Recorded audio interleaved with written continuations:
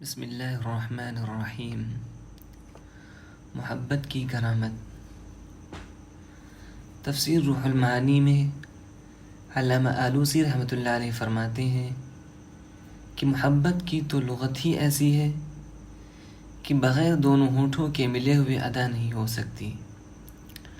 دونوں ہونٹوں کو الگ کر کے ذرا کوئی محبت کا لفظ ادا کر کے دکھائے، لاکھ کوشش کرو گے محبت کا لفظ نہیں نکلے گا۔ علامہ آلوسی رحمۃ اللہ علیہ فرماتے ہیں کہ جب محبت کا اسم اتنا مبارک ہے کہ بغیر اتصال شفتین کے ادا نہیں ہو سکتا، یعنی دونوں ہونٹوں کے ملے بغیر ادا نہیں ہو سکتا، بس جس کا اسم ہی متقاضی وصل ہے تو اس کا مسمى کیسا ہوگا۔ لہذا جو لوگ اللہ تعالیٰ سے محبت کریں گے، سرور عالم صلی اللہ علیہ وسلم سے محبت کریں گے، اللہ والوں سے محبت کریں گے، وہ انشاءاللہ تعالیٰ انہی کے ساتھ ہوں گے۔ المرء مع من احب، اس حدیث کی شرح انشاءاللہ آئندہ کبھی پیش کروں گا۔ اب دوسرا واقعہ پیش کرتا ہوں۔ حدیث کا ترجمہ سن لیجئے پہلے۔ المرء مع من احب، کہ آدمی اسی کے ساتھ ہوگا جس سے وہ محبت کرتا ہے۔ اب واقعہ سناتا ہوں۔ اہل اللہ کی کرامت کا دوسرا واقعہ۔ حضرت سلطان ابراہیم ابن ادہم رحمۃ اللہ علیہ تشریف لے جا رہے تھے۔ یہ کون شخص ہیں؟ یہ وہ ہیں جنہوں نے سلطنت بلخ خدا پر فدا کی۔ جس وقت وہ آدھی رات کو گدڑی پہن رہے تھے اور شاہی لباس اتار رہے تھے اور خدا پر سلطنت کو فدا کر رہے تھے، اس وقت کا نقشہ اختن مثنوی مولانا روم کی شرح میں یوں کھینچا ہے، جس میں شاہی آج گدڑی پوش ہے، جاہ شاہی فقر میں روپوش ہے، فقر کی لذت سے واقف ہو گئی، جان سلطان جان عارف ہو گئی۔ یہ سلطان ابراہیم ابن ادہم راستے سے گزر رہے ہیں کہ دیکھا کہ ایک شرابی نشے میں بے ہوش پڑا ہوا ہے۔ یہ پہچان گئے کہ کسی رئیس کا بیٹا ہے اور مسلمان ہے۔ افسوس سے ایک آہ کھینچی کہ آہ، جس زبان سے یہ کلمہ پڑھتا ہے اسی سے شراب پیتا ہے۔ زیادہ پی گیا تھا، قے ہو گئی تھی، چہرے پر مکھیاں بھنک رہی تھیں۔ حضرت سلطان ابراہیم ابن ادہم رحمۃ اللہ علیہ نے آسمان کی طرف دیکھا اور دل میں کہا کہ اے خدا، اگرچہ یہ آپ کی نافرمانی کی حالت میں ہے، لیکن اس کو آپ سے نسبت ہے کہ یہ آپ کا بندہ ہے۔ اگر مجنوں لیلا کی گلی کے کتوں کو پیار کر رہا تھا تو یہ تو آپ کا بندہ ہے اور مسلمان ہے، لہذا انہوں نے اس کی قے کو صاف کیا، منہ دھویا، منہ پر ٹھنڈا پانی لگنے سے وہ بے ہوش میں آ گیا۔ اس نے کہا کہ حضرت، آپ تو تارک سلطنت بلخ ہیں، اتنے بڑے ولی اللہ یہاں کیسے آ گئے؟ فرمایا کہ تم بے ہوش تھے، میں نے تمہارا چہرہ دھویا اور یہ تمہاری قے دھوئی ہے۔ وہ رونے لگا کہ آہ، میں تو سمجھتا تھا کہ اللہ والے گنہگاروں کو حقیر سمجھتے ہوں گے، مگر آج معلوم ہوا کہ اللہ والوں سے بڑھ کر گنہگاروں سے محبت کرنے والا بھی کوئی نہیں ہو سکتا۔ اس نے کہا کہ مجھے ابھی توبہ کرائیے۔ واللہ لا اشرب خمرا ابدا، خدا کی قسم اب کبھی شراب نہیں پیوں گا۔ اور حضرت سلطان ابراہیم ابن ادہم کے ہاتھ پر اس نے توبہ کی۔ اسی وقت شاہ ابراہیم ادہم کو کشف ہوا کہ توبہ کرتے ہی اس شخص کو ولایت کا بہت بلند مقام عطا ہو گیا اور اپنے وقت کے تمام اولیاء سے آگے بڑھ گیا۔ ملا علی قاری رحمۃ اللہ علیہ فرماتے ہیں کہ رات میں حضرت ابراہیم ابن ادہم نے اللہ تعالیٰ کو خواب میں دیکھا اور اللہ تعالیٰ سے عرض کیا کہ اے اللہ، لوگ بڑے بڑے مجاہدہ کر رہے ہیں، تہجد و اشراق پڑھ رہے ہیں، لیکن ان کو اتنا اونچا درجہ نہیں ملا، اور اس شرابی نے ابھی توبہ کی اور اس کو آپ نے اتنا اونچا مقام دے دیا، اس کی کیا وجہ ہے؟ اللہ تعالیٰ نے فرمایا کہ سلطان ابراہیم، میرے لیے تو نے سلطنت فدا کی اور سلطنت کا عیش و آرام اور عزت و جاہ چھوڑ کر میرے لیے فقیری اختیار کی، اور میرے لیے غار نیشاپور میں 10 سال عبادت کی، اور میری خاطر سے تو نے ایک گنہگار بندے کا منہ دھویا اور اس کی قے صاف کی۔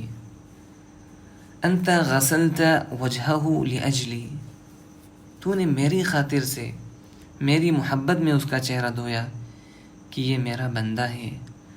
گناہ سے تجھے نفرت تھی، لیکن گنہگار سے میری نسبت کی وجہ سے نفرت نہیں کی، اور اس شرابی گنہگار کا چہرہ دھویا۔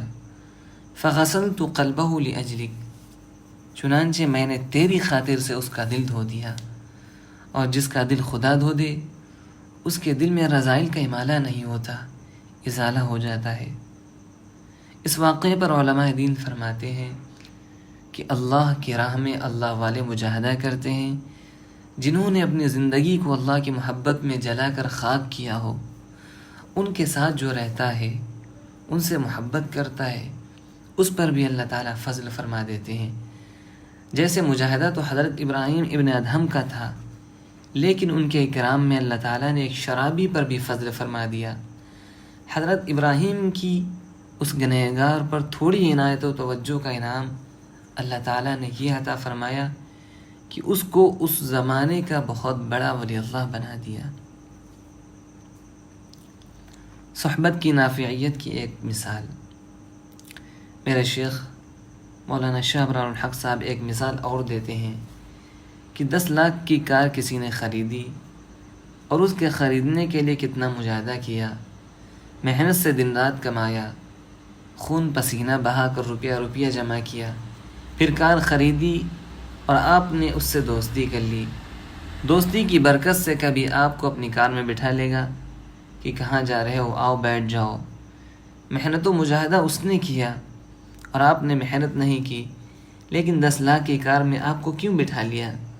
محبت اور تعلق کی وجہ سے۔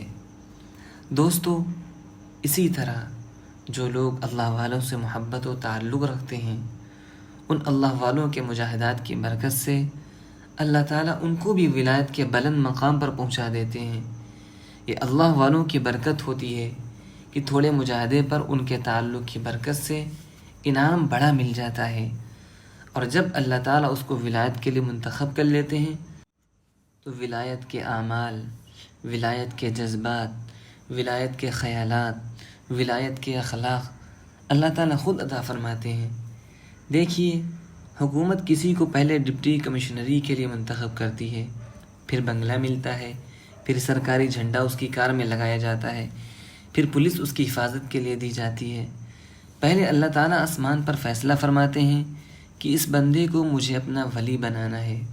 اس انتخاب کے بعد پھر اس کو اولیاء کے اعمال، اولیاء کے اخلاق، اولیاء کے جذبات، مناجات کے لذت، سجدے کی لذت اور ایسی تمام نعمتیں اللہ تعالیٰ خود عطا فرماتے ہیں، اور بندہ بزبان حال کہتا ہے، نہ میں دیوانہ ہوں اصغر، نہ مجھ کو ذوق عریانی، کوئی کھینچے لیے جاتا ہے خود جیب گریباں کو، ہما تن ہستی خوابید میری جاگ اٹھی، ہر بن مو سے میرے اس نے پکارا مجھ کو۔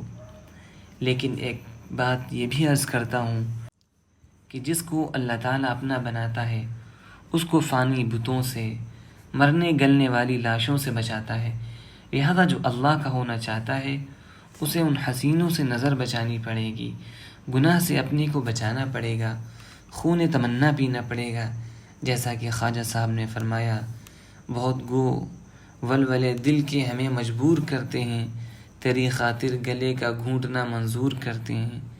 اور جیسا کہ مولانا اصغر گونڈوی رحمۃ اللہ علیہ نے فرمایا، ہم نے لیا ہے داغ دل کھو کے بہار زندگی، ہم نے لیا ہے داغ دل کھو کے بہار زندگی، ایک گلے تر کے واسطے میں نے چمن لٹا دیا۔ فانی اور مرجھانے والے پھولوں کے بہاروں کو چھوڑنے کا ہم نے غم اٹھایا ہے، پھول جیسے چہروں سے نظر بچانے کا زخم دل پر کھایا ہے، اور حق تعالی شانہ کے قرب کی غیر فانی بہار کے لیے حسن فانی کے چمن کو لٹایا ہے، تب کہیں جا کر اللہ ملتا ہے۔ لہٰذا فانی اور بگڑنے والے پھولوں کو چھوڑو، یعنی ان حسینوں سے دل نہ لگاؤ، اور سوچو کہ آج ایسے ہیں کل کیسے ہوں گے، ایسے ویسے کیسے کیسے ہو گئے، کیسے کیسے ایسے ویسے ہو گئے۔ اور حسینوں کا انجام سن لو اختر کی زبان سے، کمر جھک کے مثل کمانی ہوئی، کوئی نانا ہوا کوئی نانی ہوئی، ان کے بالوں پہ غالب سفیدی ہوئی، ان کے بالوں پہ غالب سفیدی ہوئی، کوئی دادا ہوا کوئی دادی ہوئی۔ ادھر جغرافیہ بدلا ادھر تاریخ بھی بدلی، نہ ان کی ہسٹری باقی نہ میری مسٹری باقی۔ عشق مجازی اضطراب و بے چینی کا سرچشمہ ہے۔ بعض لوگ کہتے ہیں کہ صاحب آج کل رات میں نیند بھی ٹھیک سے نہیں آ رہی ہے، کسی سے دل لگا ہوا ہے۔ میں کہتا ہوں کہ کیوں دل لگایا غیر اللہ سے؟ غیروں سے تو یہی اضطراب ہے، بے چینی اور پریشانی ملتی ہے۔ پریشانی میں لفظ پری موجود ہے، پری آئی کی شانی خود لائے گی۔ میرا ایک شعر اور سنیے، ہتھوڑے دل پہ ہیں مغز دماغ میں کھوٹے، بتاؤ عشق مجازی کے مزے کیا لوٹے۔ جتنے لوگ دنیاوی عشق میں مبتلا ہیں یہی کہتے ہیں کہ دل پریشان ہے۔ اللہ تعالیٰ تو فرماتے ہیں کہ تم کو چین ہماری ہی یاد سے ملے گا، الا بذکر اللہ تطمئن القلوب، اور تم اللہ کو چھوڑ کر غیر اللہ سے چین لینا چاہتے ہو۔ خالق حیات کا اعلان ہے کہ جو ایمان اور تقوی سے رہے گا ہم اس کی زندگی کو پاکیزہ اور بالطف کر دیں گے، اور جو چوروں کی طرح نافرمانی سے حرام لذت درآمد کرے گا ہم اس کی زندگی دنیا ہی میں تلخ کر دیں گے۔ اور وہ خالق حیات جس کی حیات کو تلخ کر دے، ساری کائنات کی لذتیں اس کو شیرینی عطا نہیں کر سکتی۔ خاک ہو جائیں گے قبروں میں حسینوں کے بدن، ان کے دشتمبر کے خاطر راہ پیغمبر نہ چھوڑ۔ یہ بھی مٹی کے تو بھی مٹی کا، مٹی کو مٹی پر مٹی مت کرو، ورنہ میزان میں مٹی ہی آئے گی، اور قیامت کے دن کوئی قیمت نہیں لگے گی۔ اور اگر اللہ پر فدا ہوئے تو ہماری مٹی کے ساتھ انشاءاللہ تعالی اللہ کی رضا مثبت ہوگی۔ پھر کیا قیمت ہوگی اس خاک کی، سبحان اللہ۔ کسی خاکی پہ مت کر خاک اپنی زندگانی کو، کسی خاکی پہ مت کر خاک اپنی زندگانی کو، جوانی کر فدا اس پر کہ جس نے دی جوانی کو۔ بس 3 عمل کر لیں تو ہم سب انشاءاللہ تعالی اللہ والے ہو جائیں گے۔ نمبر 1، اللہ والوں سے تعلق، یعنی صحبت اہل اللہ کا التزام۔ نمبر 2، ذکر اللہ کا دوام۔ نمبر 3، گناہوں سے بچنے کا اہتمام۔ اب دعا کیجئے کہ اللہ اس اجتماع کو قبول فرمائیے، اور اپنی رحمت سے بغیر استحقاق کے ہماری جانوں کو جذب فرما کر یا اللہ ہم سب کو اولیاء صدیقین کی آخری سرحد تک پہنچا دیجیے۔ اے اللہ، یہ دعا اپنے استحقاق اور صلاحیت کی وجہ سے نہیں، آپ کے کرم کے سہارے پر مانگ رہے ہیں، کیونکہ آپ کریم ہیں، اور ہم جن جن گناہوں میں مبتلا ہیں یا رب العالمین ان سب سے ہمیں نکال لیجیے، اپنے کرم سے نکال لیجیے۔ اے اللہ، ہم کو نفس اور شیطان کے چنگل سے چھڑا کر، نفس اور شیطان کی غلامی سے چھڑا کر، اے اللہ 100% اپنی غلامی اور فرما برداری کی حیات نصیب فرما دیجیے۔ آمین یا رب العالمین۔ وآخر دعوانا الحمدللہ رب العالمین، وصلی اللہ علی خیر خلقہ محمد وآلہ واصحابہ اجمعین برحمتک یا ارحم الراحمین۔